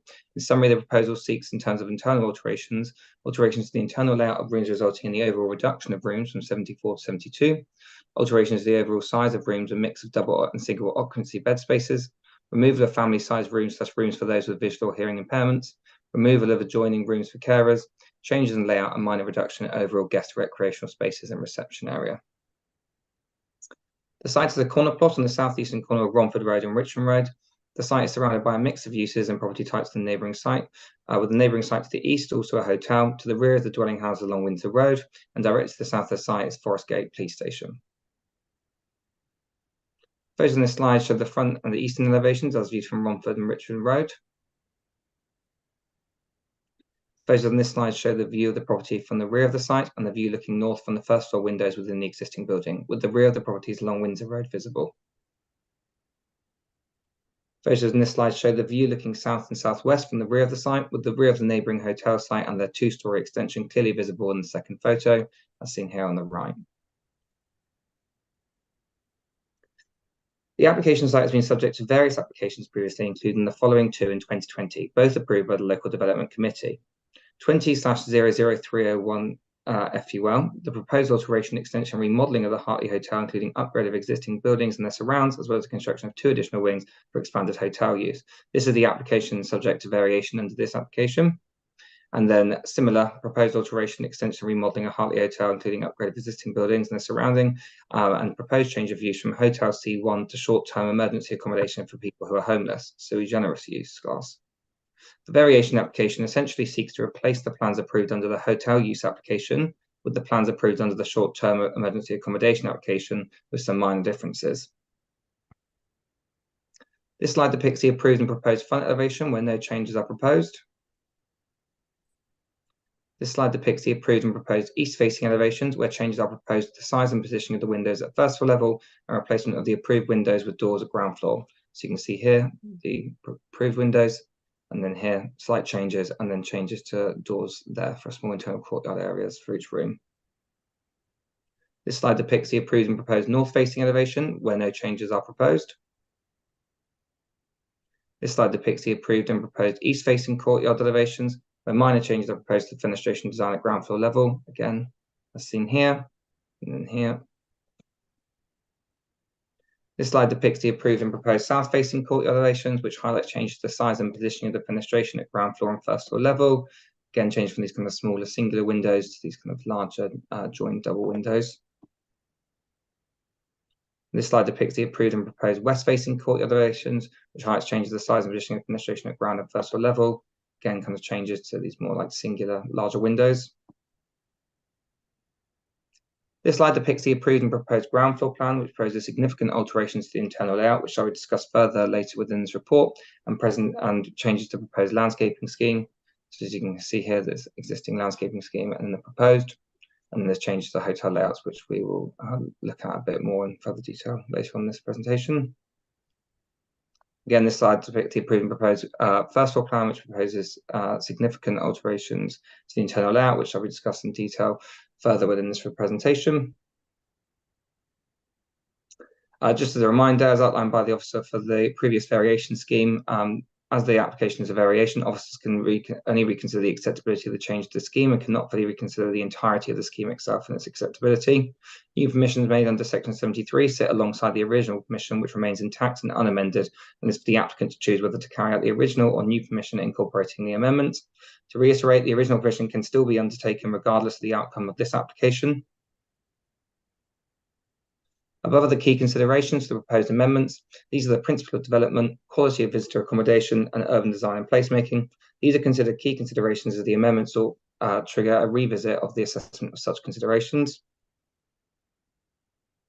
As discussed in the committee report, planning permission was granted for alterations, extension, and remodelling of the Hartley Hotel, including upgrade of the existing building and construction of 2 additional wings. The principal development was considered acceptable in the original planning application, and as the proposal only results in a minor reduction in the number of proposed rooms, and the use has not changed as a result of this application, the principal is still considered acceptable. The external changes sought under this application will result in minor changes to the overall appearance of the approved buildings, however, will be in line with the design approved under reference 20.01326 FUL for the change of use to short-term emergency accommodation. Under that application, the proposed external alterations were considered acceptable from a design and heritage perspective and supported by officers. The design changes compared to the existing include alterations to the fenestration to each elevation, including minor changes in the number and size of fenestration, together with alterations of landscaping and external works, including additional landscaping, creation of walkway through the internal courtyard as outlined, as all outlined in the initial slides of this presentation. Officers have carefully reviewed the proposed use and design and considered that whilst the use is different, the external design in isolation would still be acceptable in line with the previous assessment under the short-term emergency accommodation application, and therefore in this instance officers consider the design to still be acceptable. With regards to quality of visitor accommodation, London Plan Policy E10 and D5 have regard to London's visitor economy and seek to improve the range and quality of this provision. Policy D4 of the London Plan highlights the importance of ensuring scheme quality is not adversely affected through any later decisions on construction, materials, landscaping details, or minor alteration to layout or form of development. At a local level, local plan policies all speak to the need for high quality development. Policy SB8 speaks to the need for quality and in particular a high standard of access, egress, and circulation for all. Paragraph 140 of the National Planning Policy Framework explicitly states that local planning authorities should seek to ensure that the quality of approved development is not materially diminished between permission and completion as a result of changes being made to the permitted scheme. As this is a Section 73 application, officers must assess the proposed changes against the original application and ascertain their acceptability in regard to the relevant material considerations. With respect to room size and occupancy levels, the approved scheme included a provision of 15 family-sized rooms, which would amount to 20% of the overall provision. The proposal also provided 8 wheelchair-accessible rooms, which was more than the 10% of total amount of rooms in compliance with the London Plan. The approved scheme also included wheelchair-accessible rooms joined to standard rooms for carers or companions, taking into account that wheelchair users often travel with a carer or companion, though not necessarily wishing to share the same room. The approved scheme also included 4 auditory and visually accessible rooms, therefore enabling equal access for all visitors in line with the aforementioned policy expectations. The approved scheme was designed to also accommodate capital-type rooms, which represented a more contemporary micro-hotel concept. Within the approved scheme, the applicant provided plans indicating the proposed layout of the rooms, including indicative arrangements of furniture and bathroom pods to demonstrate sufficient quality and adequate space to incorporate beds and sufficient storage. Overall, whilst the proposed size of the rooms were somewhat constrained, officers in that instance appreciated the concept of the contemporary micro-hotel concept, which had been robustly justified through the submission of room layouts and additional details on the quality of the accommodation. Officers also afforded considerable weight to the provision of various room types, which would still ensure the proposal would cater for a diverse range of persons.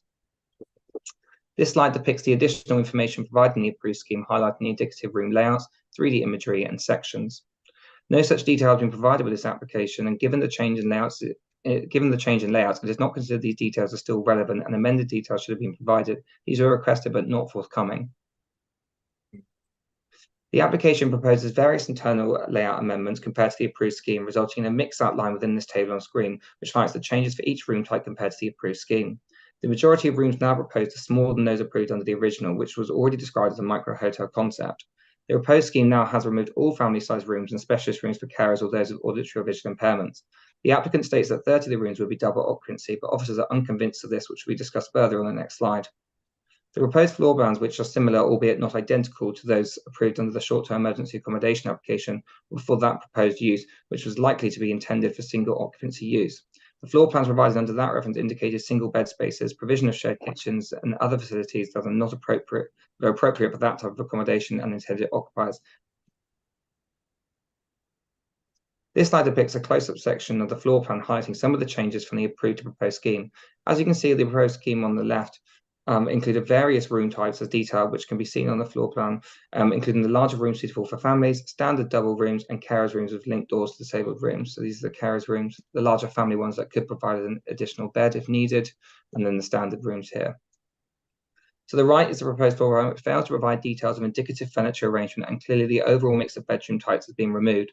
Officers are not convinced the rooms and the floor space now afforded to each room would be able to accommodate sufficient storage facilities and double beds, considering their overall size and the door arrangement and positioning of bathroom and front doors. Based on the previously approved floor plans and the absence of any detail regards to furniture arrangement or room layout details within this variation application, officers are not convinced the rooms labelled two-person would realistically be able to provide double occupancy with adequate facilities and provision for occupiers.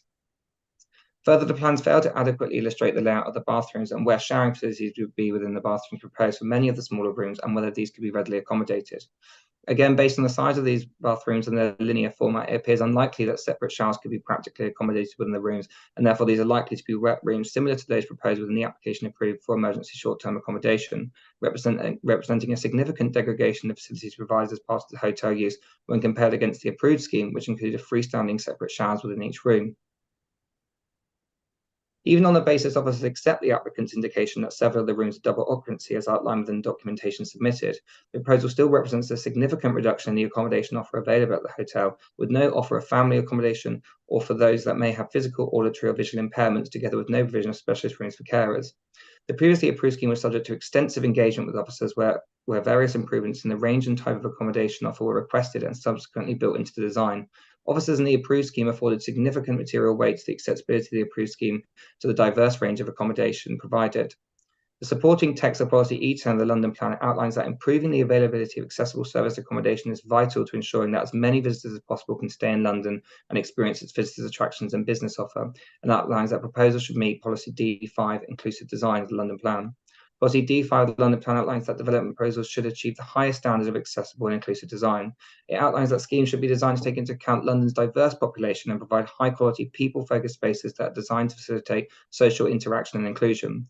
Whilst this policy appears to be geared towards the needs of Londoners, as policy E10 specifically states that new service accommodation should achieve the requirements of policy D5, it's considered the policy should be read in such a way of visitors too, not just London's population.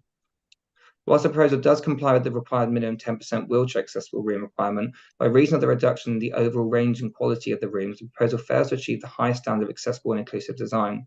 The proposal has failed to take into account a diverse population and provide high-quality, people-focused spaces that are designed to facilitate social interaction and inclusion.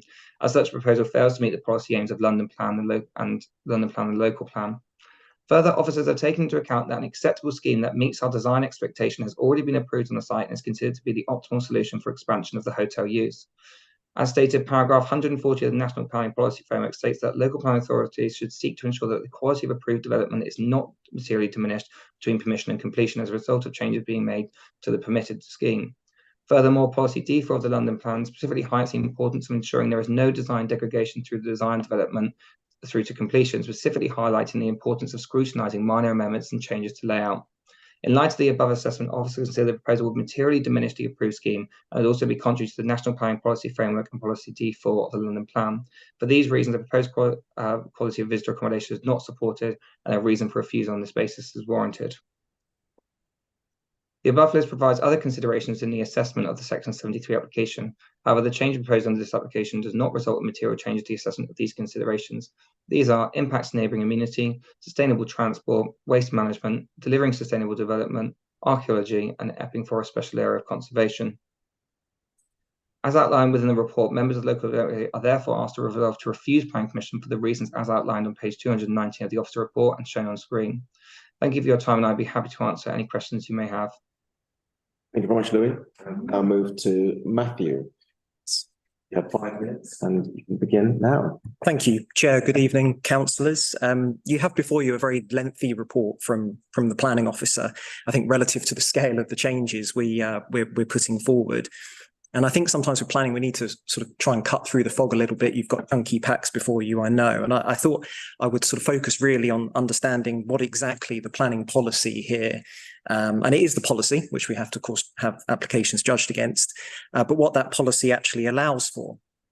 And as you've heard, the background to the application here, of course, the applicant was very pleased to get planning permission in September 2022. And has since then tried to explore the best way to take the development forward. And in that time, we've also had increases in build costs, in interest rates, various factors that the applicant has to take into account in deciding how to proceed. As the site's located within a conservation area, the applicant took a very conscious decision to keep an external appearance that was acceptable to the council. As you heard, it's similar to the one in the other application approved, but officers have found it acceptable here. And so with that decision in mind, not wanting to use cheaper materials, etc., the focus really had to be on that internal layout. And after all, if we were talking about an existing building as built, not listed, of course, internal layout isn't actually even subject to planning control.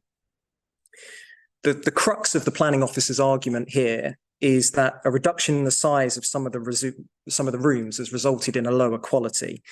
But I would contend that this is this is a highly subjective judgment that has no basis in policy. There's no policy that specifies specific room sizes for hotel rooms. If we were talking about housing, absolutely, but there isn't for hotel rooms, with the exception of wheelchair accessible rooms, which we are compliant with here. And you don't have to take my word for it, of course. You can ask the officer to point out a specific policy with specific square metre requirements for hotel rooms. There isn't one. And instead, what you have listed at the beginning of the report is a list of some of your strategic high-level policies. And I have to say a slightly misleading reference in paragraph 1.26 as well. The officer extends this argument to the point of claiming that the rooms would not have sufficient space for guests. And again, this is subjective. Simply put, the applicant wouldn't be putting this forward unless they were sure that it worked from operational perspectives. In terms of specific groups, this was a slightly trickier conversation with the applicant. And I think we're conscious that in the original application, there are rooms that are identified as family rooms, but there's no condition that requires those to be only occupied by families. That's not possible in planning. That would be a restriction of trade. And indeed, a single individual could choose to occupy that room if they wish to do so, if they pay to do that. So that was something, again, that the applicant had to take into consideration about how do we get this development to progress. They are keen to progress this development, this hotel scheme. It delivers a significant improvement on the existing. That's not changed from the original application. And as I say, the applicant's given very careful consideration as to how to do this in the context of those build costs and interest rates. The proposal will continue to contribute to the range of serviced accommodation within the borough by providing a mix of bedrooms and these wheelchair accessible bedrooms with the additional provision of small private external amenity areas as the officer has outlined. So I think we would respectfully request here that the officer has erred in the recommendation here. There's a lack of, I think, a specific policy basis for refusal. And I think that followed by an appeal would only delay development of this site. And so I would ask you just to carefully scrutinise the recommendation and to instead support the application so that this scheme can go ahead. Thank you, Chair. Thank you very much, Matthew. Councillor Garner. Chair, I think the developer, owner, obviously want to maximize their, space, and although we have heard the counter argument, I don't agree. We know where we should support the reduction of, amenities and spaces, because that will be counterproductive. That's why I don't, I agree with the counter argument, and I will go along with the officers. Great, thank you very much, Councillor Carney. Councillor Falona and then Councillor. Yeah, you talk about the size of the roof, and one of the reasons the officer gave is that if you look at page 528 1.21, the majority of the rooms are proposed smaller than the roof. Then I'm going to jump a bit. Officers are not convinced the room and the floor space now afforded to each room would be able to accommodate sufficient storage. Well, I mean, in that wise, we're talking about fire safety, we're talking about safety of the people. If the room is too small for people to live, you can understand that it's going to be an asset for people who are for your customers. Do you agree with that? Apologies. I try to understand the question. Yeah. You quite agree with me that it's got the storage of anything they bring in, like luggages and stuff like that. Making it difficult for them to get out. To move around. Yeah. And that is health and safety issue. Yeah. What do you think about that? I think there's two things. There's, as I say, the applicant wouldn't be putting forward these changes unless they were happy that it worked from that operational perspective, making sure that someone did have the ability to exit the room without tripping over a suitcase. I think that's the sort of point you're making. As a hotel, it would also be a managed facility. So I think we've all stayed in hotel rooms. It sort of tells you where your evacuation points are. And so the rooms still are a sufficient size to allow that to happen. So I think from a health and safety perspective, the applicant is entirely satisfied. It would be fine in relation to fire or indeed anything else. Please satisfied with that response. I mean, the applicants can do anything to maximize profits. It doesn't mean the applicant is taking into consideration the safety of the people and using the facility. Do you think so? Well, I think they would need to have safety regulations passed and things like that before they could open, function as a hotel. It would need to be signed off. It is, I think, as I understand it, heavily regulated in that respect. So I think we've had to look at the applicant, of course, has had to look at the economics of the development here. But I don't think that diminishes any sort of fire safety or anything like that. It's not the case at all. There would still be management here to ensure occupiers are safe, and in the event something terrible happened, they could still get out. So I think, because it's heavily regulated, there would be safeguards. Great. Thank you for the response about the safeguards and regulations. Councillor Kamali. Just wanted to clarity. I know the representative said what we're rejecting on, it's not in the planning application, so it's not part of planning to reject something based on size. Is that true? Policy, sorry. I think what, sorry, you guys, Lily. Yeah, I mean, sorry, just on that point. So there are no specific space standards for hotel rooms. That is all in agreement. The report will also state that and agrees that. What we don't agree on in terms of policy consideration is how the application of policy E10 and D5 of the London Plan, which talk about diverse and inclusive rooms, etc., and making sure that it's inclusive for a diverse range of people. I think that we take that as a local planning authority to take into account a diverse range of persons, which might not necessarily just be wheelchair accessible rooms and people that need a double room. And the other aspect of it that we believe is a reason for refusal is the fact that we have an approved scheme and that there is specific policy reference to not allowing it to be materially diminished. We consider that this is a degradation in the quality by virtue of the loss of those range of rooms for a diverse range of persons. So I guess there is no standard on hotel rooms. Agree on that with the applicant on that and the agent, but disagree with the application of other London Plan policies and the NPPF on our right to essentially refuse based on it materially diminishing the scheme and not providing that inclusivity in terms of a range of rooms. That's Kamala. The other question I had on this pack, it says the building is a listed building, but according to the applicant, it's not a listed building. Can I just get clarity on that, please? So I have to check. I think, is it? I actually can't see it right here. Is it locally listed building? I think it's locally listed building. So it's not a statutory listing building. So it's on our local list, which essentially means it doesn't have material weight in terms of heritage aspects and policy, but it's a building that we look to preserve, on a local level, essentially. Councillor Ruiz. Yes, is the hotel currently being used for home office use? Yeah, that's my understanding. I think the officers may have covered it in the previous report, even though it's called the Hartley Hotel. I think there has been The hotel has renamed it. Indeed. I think there was a change of use away from the hotel use at some point to the use you described, Ken. And is that currently the state? My understanding, that's still. Okay. Yeah. And I can't see that ending anytime soon. In the sense that that's, you know, that hotel has been commandeered by the Home Office. So I just wonder when it was intended to do any of even the previous plan. I don't know the details of the tracks there, but we have the 3-year implementation period, and I know the applicant, as I've said to you, is keen to progress it. So I'm assuming there's a break clause or some sort of deadline in there when they can start to do the work. That's what the applicant's factoring. Just to confirm that, I know that some of the approval of detail applications related to conditions for both the previously approved applications have been submitted to the council. So there has been some movement on those. Yeah. Okay, thank you. Any other members' questions? I have a question regarding, I guess, the whole, the back and forth, I imagine, between council and applicants.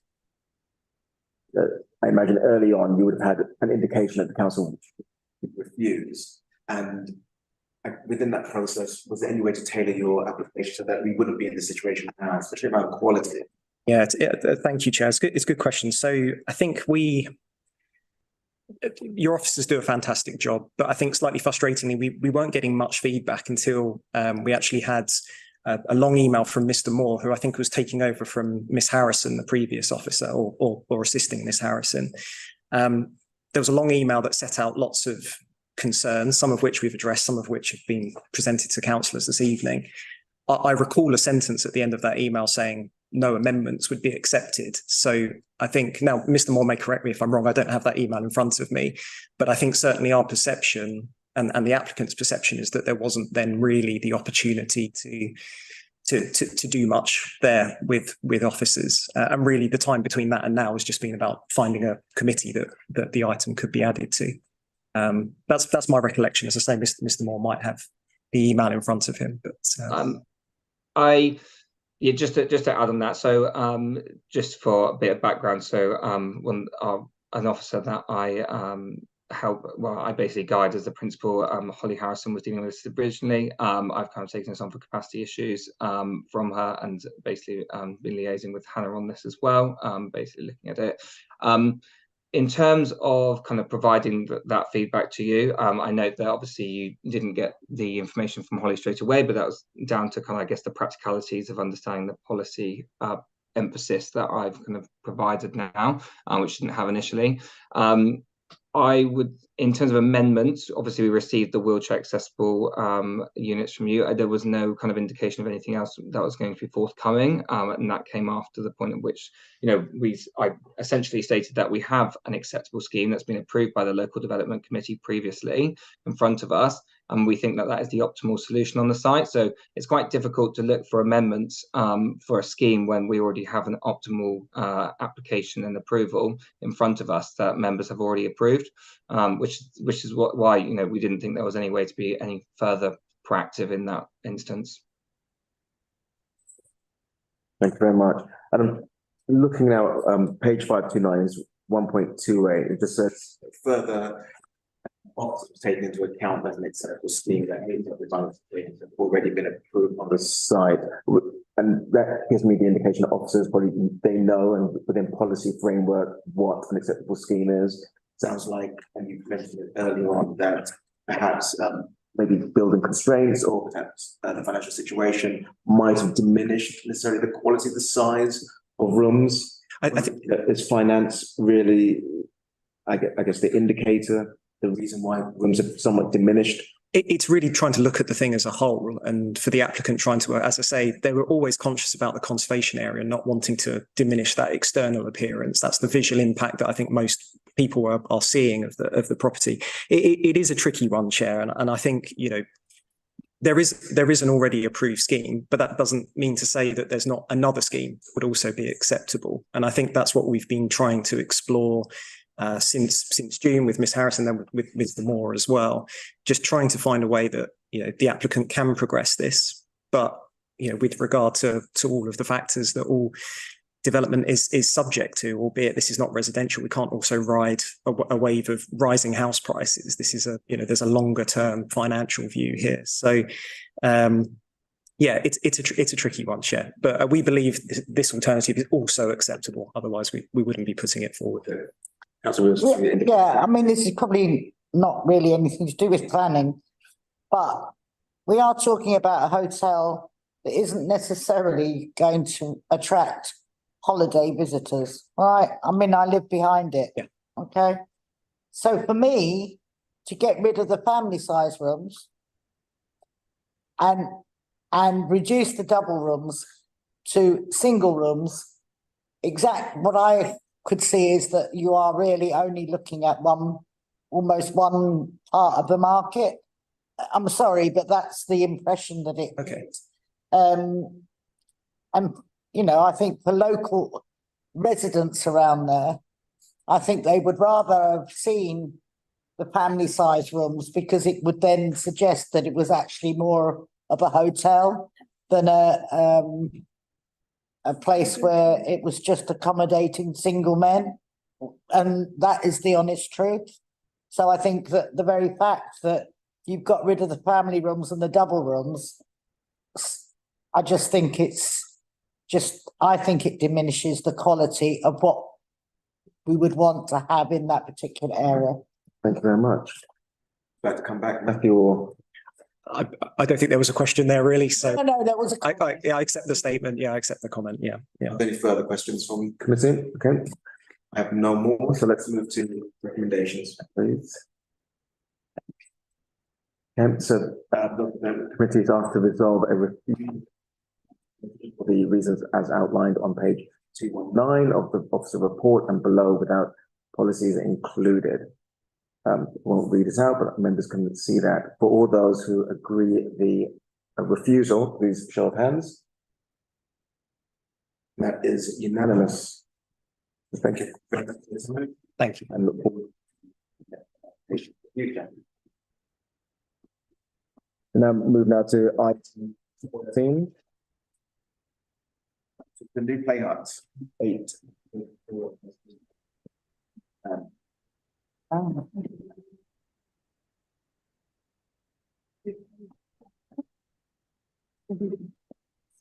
Here's the one that's next to it, isn't it? Yeah.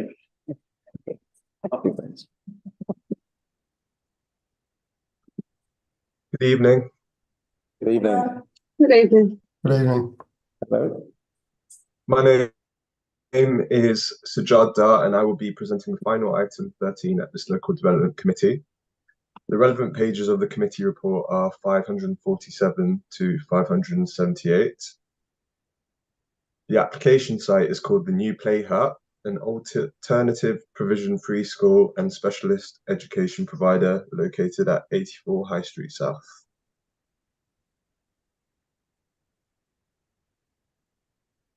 Planning permission is sought for the erection of a single-storey new build classroom block, linking canopy and associated external and landscaping alterations, including boundary treatments, ground resurfacing, and replanting. The proposed building will be ancillary to the main building, and the proposal would result in the school hiring 3 additional staff, going from 7 full-time workers to 10. The existing and proposed use of the site would be use class F1.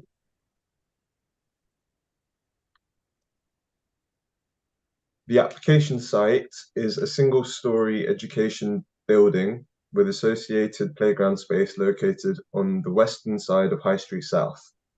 The site is occupied by Education Links, an alternative provisions free school and specialist education provider working with young people at risk of exclusion or those identified with SEND, special educational needs and disabilities characteristics.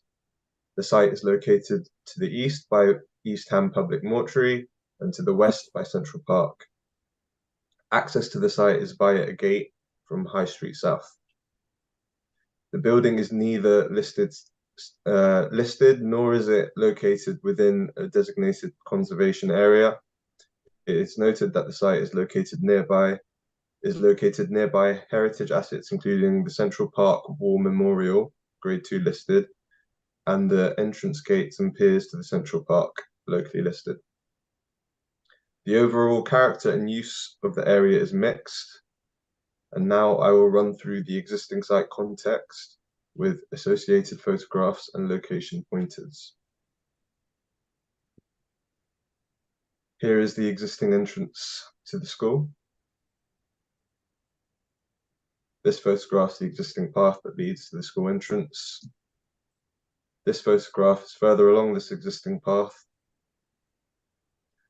This photograph shows the existing school gate to be removed and replaced and relocated. This photograph is taken to the south of the site, facing the school entrance. This photographs of the existing shelter and associated path proposed to be removed. This photograph is of the existing pergola to the south of the site, proposed to be removed.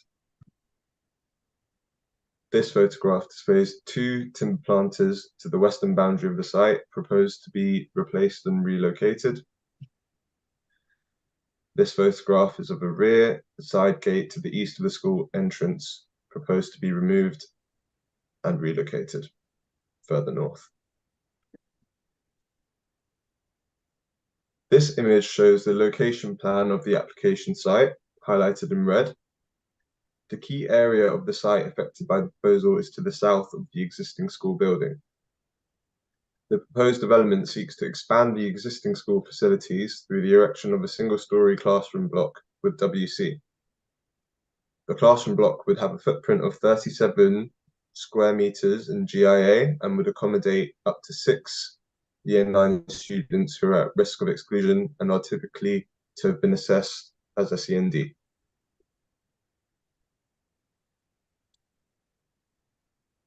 Regarding the principle of development, firstly, please note that education facilities are classed as community facilities within the Newham Local Plan, hence policy INF 8 of the Newham Local Plan would be applied.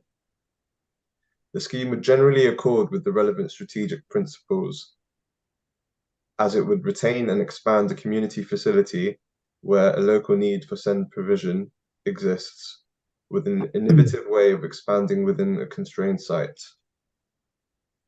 The proposal will be located upon an area of existing playground space comprising of both hard and soft landscaping.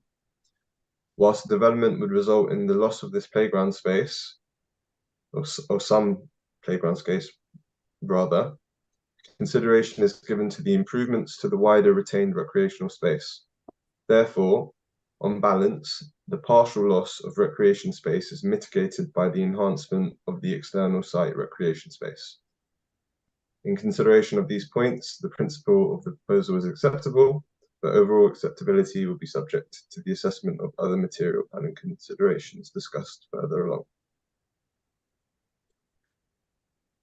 With regard to urban design and placemaking, the proposed classroom block is of an acceptable bulk and scale and siting with appropriate external facing materials and fenestration. These would include brick, timber, cladding, and render. PV cells are proposed on the roof, which is supported, and the overall material palette is considered appropriate given the context of the site, which is adjacent to Central Park. The associated external works are also supported in design terms, and these consist of the resurfacing of the playground, introduction of timber decking ramp outside the school building, a window on existing school building, erection of link canopy and sail canopy, introduction of a paved outdoor teaching area, enhanced boundary treatment, an L-shaped timber planter and another timber sleep planter, and the introduction of a basketball court. Given the location of the application site, it is considered that the proposed development would not cause any impacts upon the setting of designated non-designated heritage assets located further south within Central Park. Access arrangements would remain the same, apart from the minor relocation of the entrance gate to the school further south. And for the reasons discussed, the proposal would be supported with respect to urban design. Regarding neighbouring amenity impacts, it is identified that no residential properties share a boundary with the site, and given the scale, siting and orientation of the proposal, it would not present any unacceptable impacts to neighbouring amenity. This includes impacts referring to daylight, sunlight, privacy, outlook, and general noise and disturbance. The applicant has submitted a noise impact assessment, which indicates that the new classroom block would be soundproof to levels typical for such developments. The applicant also submitted an air quality assessment stating no significant impacts to air quality in the construction phase if good practice dust control measures are implemented. These documents are not objected to, subject to the imposition of planning conditions. No neighbouring objections were received regarding the proposal, and overall it would be supported in relation to neighbouring amenity impacts. Regarding sustainable transport, the application site has good access to public transport with a PTAL of 4. Car parking spaces are not existing or proposed, and the retention of a car-free arrangement is supported. The implementation of 6 long stay cycle spaces is in accordance with the London plan. However, further detail is required, which will be secured by the implementation of a planning condition. Regarding the need for a construction demolition management plan, this was not considered necessary due to a condition being placed on the submission regarding the control of negative amenity impacts from construction. And in consideration of these matters, the proposal will be supported in relation to sustainable transport, subject to the implementation of a planning condition.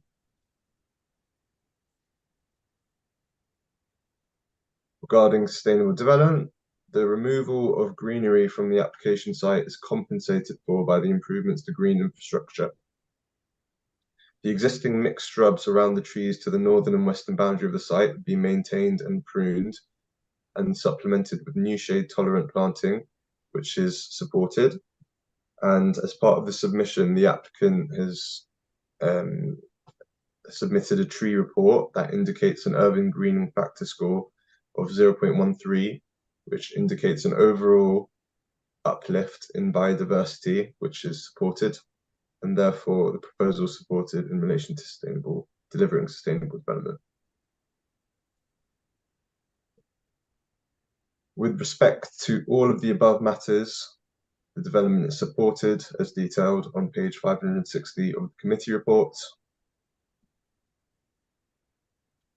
And to summarise, the application would enable the intensification of an existing use to provide an identified need within the borough.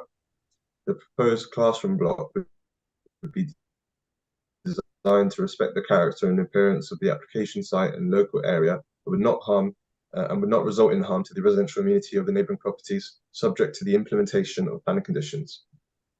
The proposal will be supported with respect to delivering sustainable development and archaeology, and subject to the implementation of planning conditions, would be supported in relation to sustainable transport. And for these reasons, planning permission is granted.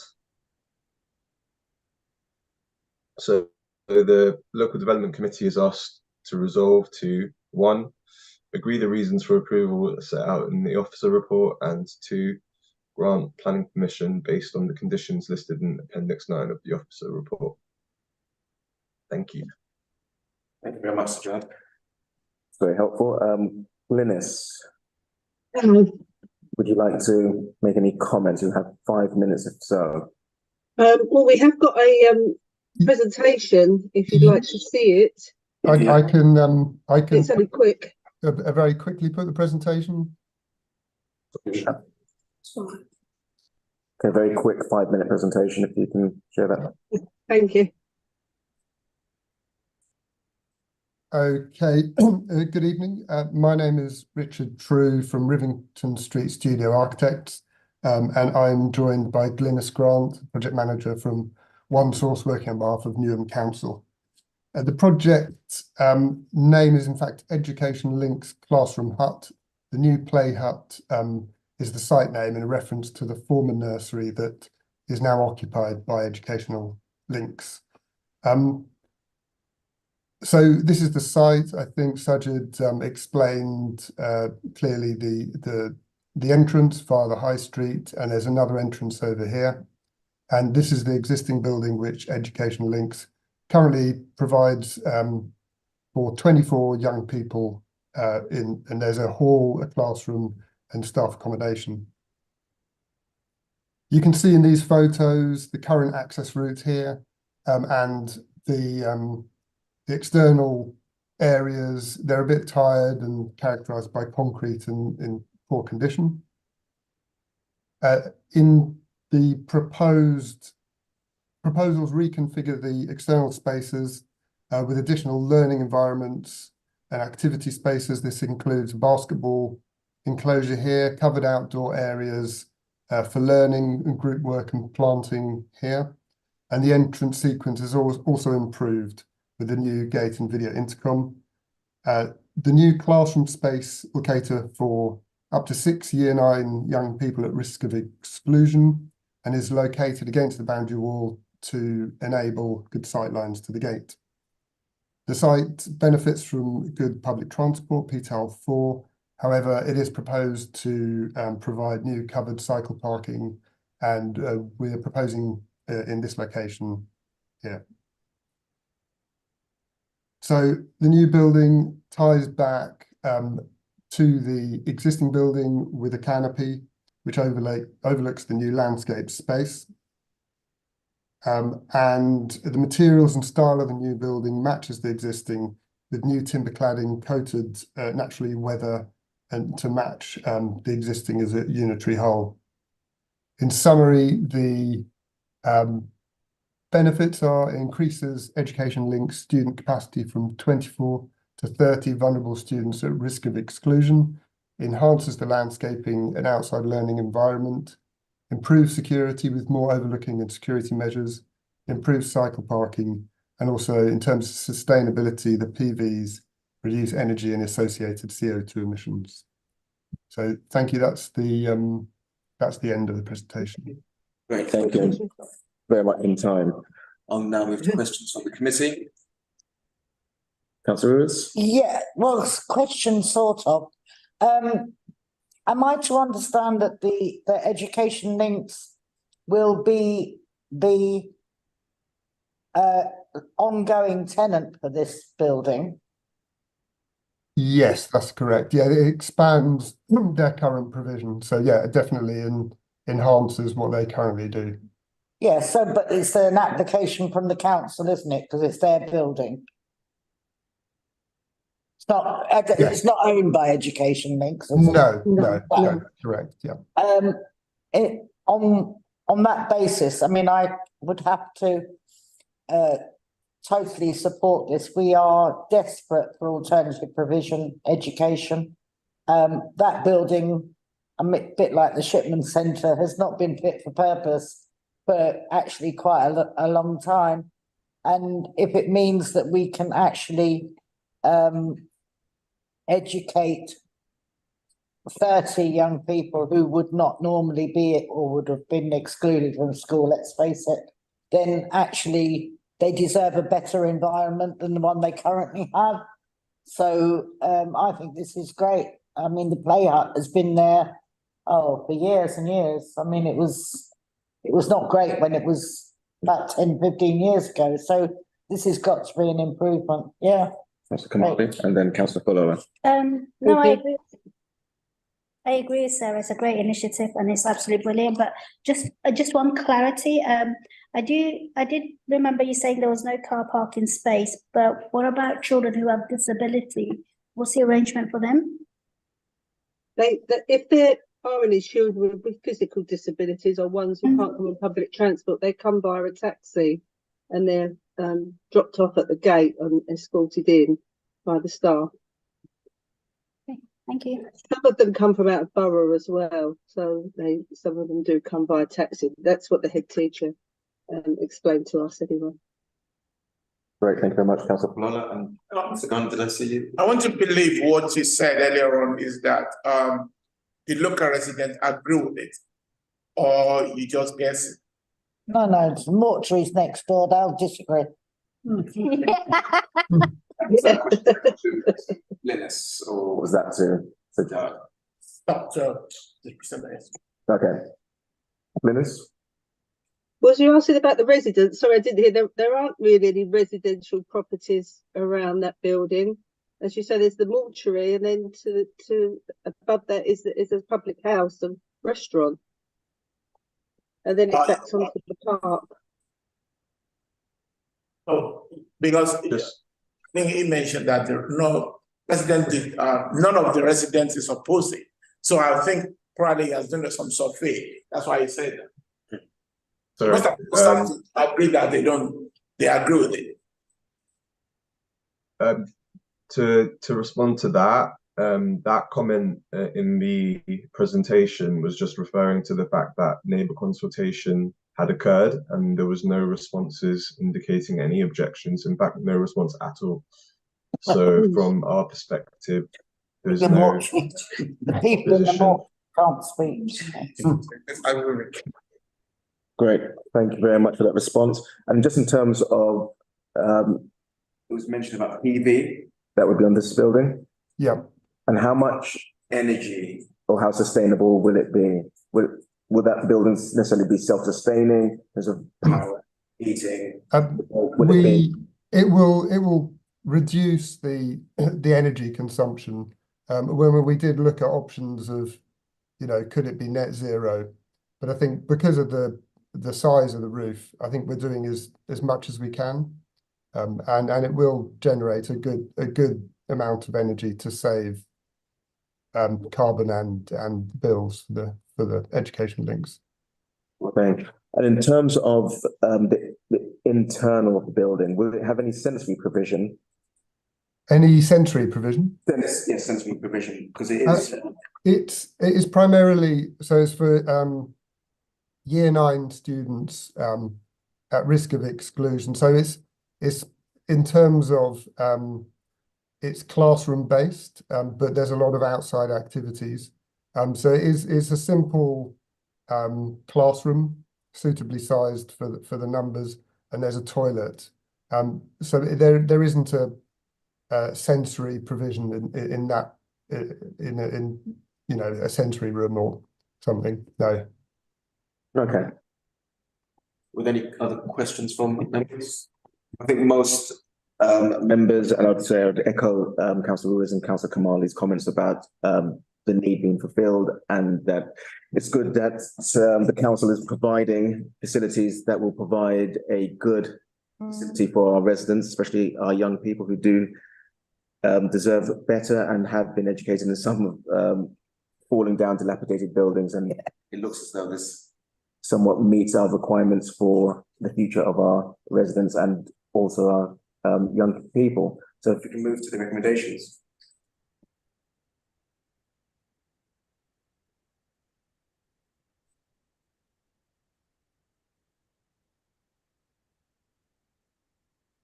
Keep us in suspense. Yeah.